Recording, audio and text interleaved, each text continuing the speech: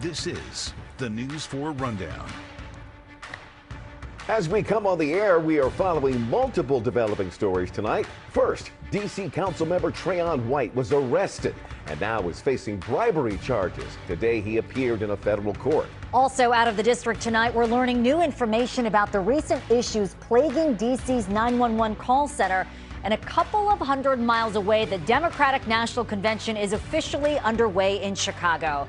Thanks for joining us, everyone, for the News 4 Rundown. I'm Un Yang. And I'm Leon Harris. It is Monday, August 19th. We'll get to those stories in just a minute. But first, we want to begin with a look at the weather. All right.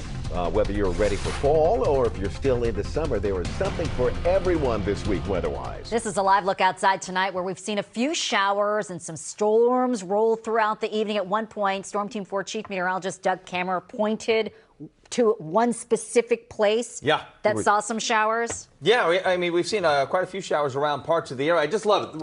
This is the rundown. Yes, Hi. I'm on the rundown. Welcome to the rundown. We've been talking about this. Rundown. Super excited. Missed last week, missed the big debut. So here we are.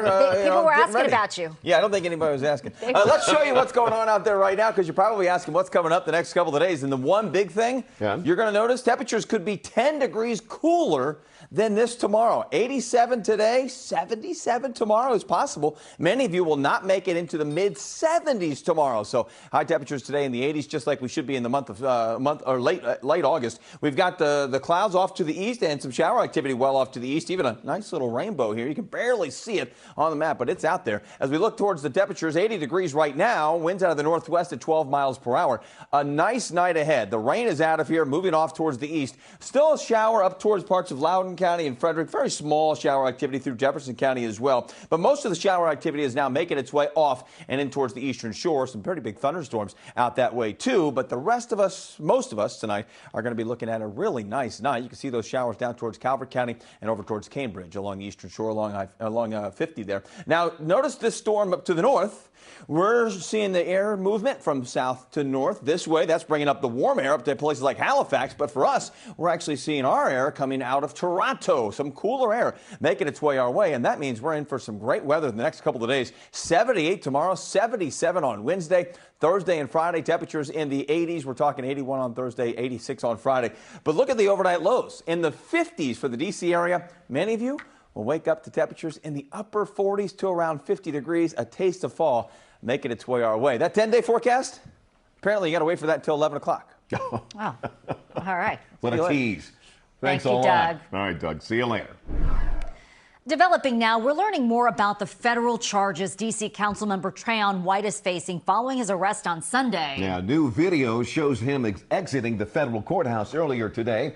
White is accused of taking thousands of dollars in cash bribes over the last few months. He's also accused of allegedly accepting trips and kickbacks for deals to extend district contracts. The FBI in his complaint states White agreed to accept $156,000 in undisclosed kickbacks, agreed to 3% payments of contract values, and received $35,000 in cash payments. Now, White's attorney, Fred Cook, had no comment as he left the courthouse this afternoon. The Ward 8 council member is due back in court on September 19th. Our Mark Seagraves first broke the story of Councilmember White's arrest and has spent the day gathering reaction from the mayor and other council members. As Mark reports, the mayor and council members are being reserved in their first public comments. Well, I mean, I could state the obvious, but so maybe I will. It's very troubling. It's very disappointed. Mayor Muriel Bowser, making her first public appearance in weeks after the death of her father, faced multiple questions from reporters about Ward 8 Councilmember Trayon White being charged with taking a bribe to help steer government contracts. I'm sure that constituents across the city, but especially in Ward 8, are very disappointed. People need representation. They need people that go down to the Wilson building and put them first and fight for them. And I know that I speak for them in my disappointment about it. Anytime any part of the government is questioned in this way, it distracts from the very important work that has to be done. If we are talking about offices that are focused on keeping people out of harm's way, preventing violence, especially with our focus on alternatives to law enforcement strategies, which we're very committed to.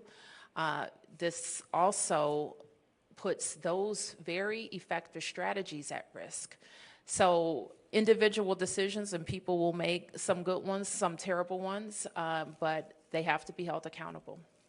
Council Chairman Phil Mendelson issued a statement today saying he's forming a council committee to look into the allegations as well as questions about White's residency and then move on any recommendations from that committee, adding he found the arrest deeply disturbing and a gut punch to the public trust in the council. It is, in my view, necessary to remove Councilmember White from that committee until the federal charges are resolved.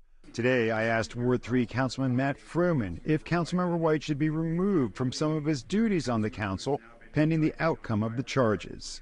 It's a tragic day for the district when somebody in a position like that is accused of something like this. It's a tragic day for Councilmember White. I want to look at the facts, figure out what's going on, and not be speculating based on the few snippets I've heard here today.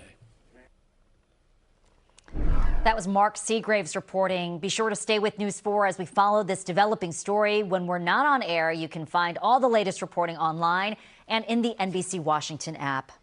We are also following some new developments about the issues that have been plaguing D.C.'s 911 call system for months now. Today, the director of the district's Office of Unified Communications, Heather McGaffin, spoke to reporters for the first time about the issues. And we learned that there have been 18 outages of the 911 system over the past year. During the most recent outage, earlier this month, a 5-month-old died. We now know that there was an 11-minute delay between the time the family of the child first called 911 and then got a subsequent call answered. A police investigation into this latest outage is now underway. D.C. police are working to determine whether the system was taken down intentionally or through human error. All of this comes as D.C.'s 911 center has been dealing with staffing shortages. That's why new $800 bonuses for showing up to work were recently enacted. Our Ted Oberg with the News 4 I-team has been following this story since the beginning. Well, now, Ted, today, for the first time since these outages started, D.C. leaders now are trying to explain exactly what's going on. What's your take on these? Yeah, and so it's worse than we initially thought. There have been 18 of these outages since December of last year, 8 of them significant, and they can't find a single cause for these things, except to say that it is old equipment that can't deal with the demand of 1.8 million 911 calls. They do have a 22-point plan to fix it, 22 points. 22 points. Right? But no timeline to get that work done. And speaking of timeline, Ted, what news did you hear about that call from the family of the 5-month-old child who tried to call 911 on August 2nd? This is August 2nd, 17 days ago, and for the first time, they're finally laying out a timeline. They do confirm what we already knew, that this family called 911 and couldn't get through 11 minutes before a call finally made it. They also explained a little bit. Their screens went totally dark. They had no real-time information about where police and firefighters were. They had a lot of problems getting people to that scene that day. Very troubling. Now, when we last talked with you about this last week, you got a phone call from the D.C. police. Sure did. All right. So, what did Police Chief Pamela Smith so this was have to interesting. tell you about this leak? We met with her for the first time today as well, and she tells us she didn't know that investigators were reaching out to reporters and that it won't happen again. Certainly good news. One other piece of good news, the $800 bonus, remember that they rolled out just to show up at work for these OUC employees? A government official say it is wildly successful. So that's good news. Let's hope staffing does improve. Okay, and we'll see if it shows up anywhere else in any other agencies. All right, Ted Oberg with the News 4 I-team, thanks so much for staying on top of this story for us. Appreciate it. And, of course, we will continue to follow this story as it develops, but we want to hear from you about this. If you've called 911 in D.C., tell us about your experience. Go to NBCWashington.com or open up the NBC Washington app and click on 911 Center Troubles and let us know how it's been going for you. All right, coming up tonight on the News 4 Rundown, local athlete Quincy Wilson stops by our studio fresh from Paris. Everyone was so excited to see him, right? With the medal. Yes, he brought his gold medal. And it's the next step in Decision 2024, a live look at Chicago tonight, where the Democratic National Convention is now underway. What to expect for night one. Stay with us. News 4 at 6 begins with breaking news. That breaking news. A child is dead tonight after being struck by a car. Thanks for joining us for News 4 at 6. I'm Jim Handley. And I'm Yang. We now know the child was just 6 years old. We're learning police found the 6-year-old girl struck by a car at a gas station at Minnesota Avenue and Pennsylvania Avenue Southeast just after 4 this afternoon. Police tell us she was taken to the hospital where she later died. This is a live look at the scene right now. We know the car did remain on this scene after striking the little girl, but our Jackie Benson is on the way and will join us with a live report once she arrives. This is coming into our newsroom as we also learn about a deadly shooting on the other side of town. D.C. police were called to a shooting just after 4 this afternoon at the intersection of Connecticut Avenue and Q Street Northwest in DuPont Circle. That man was taken to the hospital in critical condition. We will continue to follow these stories as they develop. And now to new developments in a nearly 12-hour-long crime spree across multiple jurisdictions. The suspect was shot and killed by police. It all began with a shooting on K Street in Northwest last night. Police say the suspect committed several more crimes between D.C. and Prince George's County, including a deadly carjacking. That led up to this morning, when the suspect was shot and killed by New Carrollton police. We have team coverage for you tonight as investigators try to determine a motive for the attacks. News 4's Dominique Moody is standing by, but first, let's get to Mark Seagraves. Mark, a lot to unpack here. Yeah, just an absolutely bizarre, violent, and ultimately deadly chain of events that started in D.C., went as far north as Baltimore, including the suspect shooting at 3 different police officers through the course of the 11 hours, ultimately ending right here on Annapolis Road this morning, where New Carrollton police officers shot and killed the suspect. Police say they believe the suspect was having a mental health crisis. The information that we do have is that potentially there was a mental health concerns with this individual and he went on this spree. So this is not a typical carjacking or crime spree. It does appear there's mental health concerns and overtones related to this. It began in Northwest D.C. about 5:45 Monday evening. Police say the suspect shot a man while attempting to carjack him in the 900 block of K Street. That set off an 11-hour manhunt and crime spree that went from D.C. all the way to near Baltimore and included 3 separate carjackings, 1 deadly shooting, and an attempted killing, as well as shots fired at police in Maryland and D.C. According to police, the suspect, seen here in a surveillance photo, just over an hour after the first shooting in Northwest, tried unsuccessfully to carjack someone else at 3rd and Florida Avenue Northeast. Then, minutes later, he shot and killed a man at 3rd and N Streets Northeast, stealing his car. This video shows the suspect speeding away with the car door still open. That car was later found in Tacoma Park, Maryland, where police say he carjacked a second vehicle and then called a rideshare. He carjacked this Nissan Rogue from the rideshare driver and then drove toward Baltimore. At about 2:15 this morning on 95 North near Baltimore, police say he fired a shot hitting a Maryland Transit Authority police vehicle. 15 minutes later, Maryland State Police say he shot at one of their troopers' vehicles on 95 South in Laurel. And then, about 3 a.m., he shot at this D.C. police cruiser on 295 near Blue Plains. 90 minutes after that, the same Nissan Rogue was discovered abandoned here in the 5300 block of Annapolis Road. As New Carrollton police were investigating the abandoned vehicle, they say the suspect approached their officers. Officers encountered an adult male who walked up to them. During that encounter, this male produced 2 handguns. During that time, 2 New Carrollton officers discharged their service weapons, striking the man. The man was provided aid, taken to a local hospital where he was pronounced dead. So, 9 different locations, 5 separate shootings, plus the fatal shooting here in New Carrollton. We can tell you that since the first incident last night, police knew the name of the man who they were looking for. Somebody came forward after that first shooting and tipped police off to the identity of the man, someone who police only will say knew the suspect. They won't say whether or not they were actually related to him or not. And I believe that's why police believe that he was experiencing a mental health crisis. Ultimately, he was able to elude police for more than 11 hours until they spotted him here on Annapolis Road. None of those officers that were shot at were injured. That's the very latest here in Prince George's County. Back to you guys. Yeah, and Mark, do we know if he had a criminal history yet at this point? We do, in fact. Police say that he had a criminal history both in the district and in Prince George's County, but none of the charges were to the level of the crimes that we saw here today. They were much less significant crimes than what played out over the last 12 hours from yesterday evening till this morning. Yeah, but quite an ordeal for sure. Mark Seagraves live for us tonight. Mark, thank you. We begin with a weather alert right now at 6. A blast of snow and then dangerous cold. It's great to see some snow here finally for once. And I stopped to get a coffee because it's going to be a long day. Storm Team 4 will have your updated snow totals. And just how cold we'll get this weekend. Then emergency landing.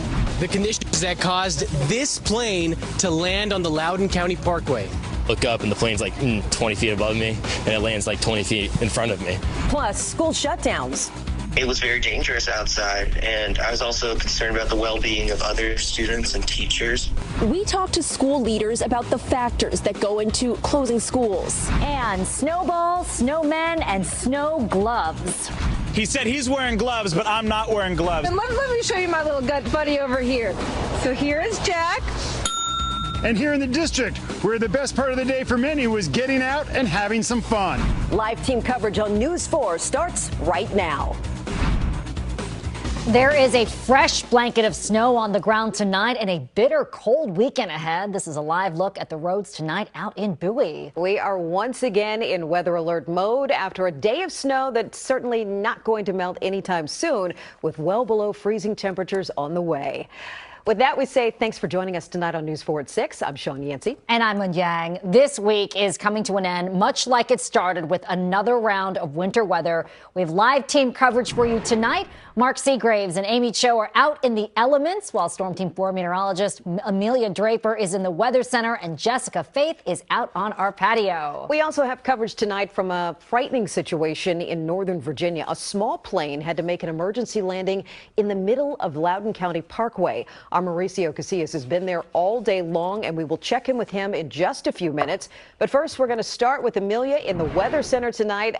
Is the snow over for now, Amelia? Well, the widespread snow is over, but I'm tracking a band of heavy snow that's kind of sinking along 270. It's headed toward the top of the Beltway. So this band is going to bring some low visibility and a quick accumulation of snow. Aside from that, though, the snowstorm for the most part is over. Now the focus is on breezy winds developing tonight, icy conditions, and temperatures turning very cold. Here's the band of snow I'm talking about. You can see it's sinking to the south along 270, moving into the Gaithersburg area, moving toward the spur, the top of the Beltway into the district, sinking from southern Frederick County into the Poolesville area as well. Really zeroing down in on the district, the D.C. metro area, parts of Bethesda, Washington, into parts of Prince George's County along 50, especially dealing with this as it heads toward the Laurel area. Looking at the bigger picture, the steady snow again, now over on the eastern shore. It's already has crossed the Bay Bridge, and there's that band of snow that I was just showing you. I think I'm going to continue to track this band, though, over the next few hours. So if you want snow, you want to hope that this band heads over to your house. So let's time it out with future weather. Here we are, 7 p.m. And you can see the band of snow into parts of northern Loudoun County around Leesburg around 15, into parts of Fairfax County. As we head toward 8 o'clock, this band still impacting parts of northern Virginia up through parts of western Maryland. And then it starts to move toward the east again as we head toward 9 p.m., moving into parts of western Montgomery County. As we head toward 11 o'clock, this band, it's still going, I think, then bringing snow back to parts of Loudoun County, back to the Poolesville area as we head in, and back to parts of western West Virginia, the panhandle of West Virginia, I should say. As we head toward 1 o'clock, that band finally starts to taper off. 32 degrees is the current temperature right now. The wind chill temperature coming in at 25. So temperatures right around freezing. That is allowing for the slush to stick around, the main roads to be a little bit wet. I think the good news is as the winds continue to pick up. The main roads will be able to dry out before we head into that deep freeze out there tonight. I'm going to have much more on my snow map, how we did, how the forecast played out, and also on how wind chill temperatures will look throughout the weekend coming up within the hour, Shannon. Yeah, we know it's going to be dangerous this weekend to be out. Thank you, Amelia. Well, as if driving in the snow wasn't stressful enough, imagine a plane flying right over your head and then landing on the road in front of you in the middle of this storm. This actually happened. This is in Loudoun County Parkway around lunchtime today. The plane landed just west of the Dulles Airport moments after it took off for Pennsylvania. Take a look at this brand new video. Just minutes ago, crews began towing the plane away. Of course, there were a few people out there taking video and waving as the plane went by. Mauricio Casillas has been on the scene all day. So, Mauricio, people who witnessed this will be talking about it for a long time to come. Yeah, and Sean, it was an astonishing sight, to say the least. The last thing you'll ever imagine is a single-engine Cessna just landing right above you. But that's exactly what happened on the southbound lanes of Loudoun County Parkway. Now, a lot has changed in those past 30 minutes ever since you saw that plane being towed. So right behind us, you could see both lanes of traffic are now open in the Loudoun County Parkway. That was a big difference from what we saw earlier.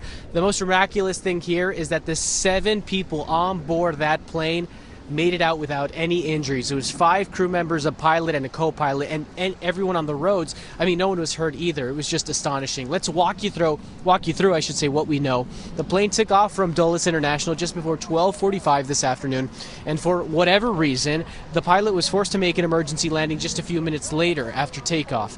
Traffic was blocked off for hours, but again, they just cleared it up. And a good thing here is that Loudoun County Fire and Rescue crews say that there was actually a crew nearby responding to a different emergency, so they were able to make it on scene just moments after the plane landed. And that's why they were there so quickly. Again, no one was hurt. That's the remarkable thing. Now, want to check this out. It shows the flight path from Flight Radar 24. So the plane took off from the runway at Dulles, and then it suddenly starts to veer south minutes later before making that emergency landing. And I did speak to one man who was driving down the Loudoun County Parkway. He says he heard a loud sound. He thought something might have been up with his car. It might have been his transmission. He looks up and he sees a plane land right in front of him. Listen to what he had to say. And I look up and the plane's like 20 feet above me, and it lands like 20 feet in front of me. And just driving, I'm like, what's going on? So they go down, they landed, they got squirrely at the end here and crashed into the guardrail.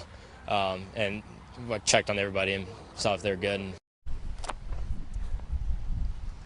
So this is a Southern Airways flight. It was a regional airline, so it was heading toward Pennsylvania, as you just imagined. We heard from a spokesman for that company who says that they're thankful for the heroic work by the pilot, that they were able to land it safely, and again, no one was hurt. The main question here tonight is what caused them to have to make that emergency landing. That's something that's still under investigation. Virginia State Police are leading this investigation. But you can see right behind me, traffic is flowing just fine. And one of the good things here is because of that weather, ironically, we don't know if that's what caused the plane to go down, but it did lead to fewer people out on the roadways, and that's what made things a little bit easier for the pilot to land the plane and make sure no one was hurt. Back to you. That pilot is a hero indeed, and thank goodness nobody was hurt. Incredible that people walked away from this. All right, Mauricio Casillas. Thank you, Mauricio.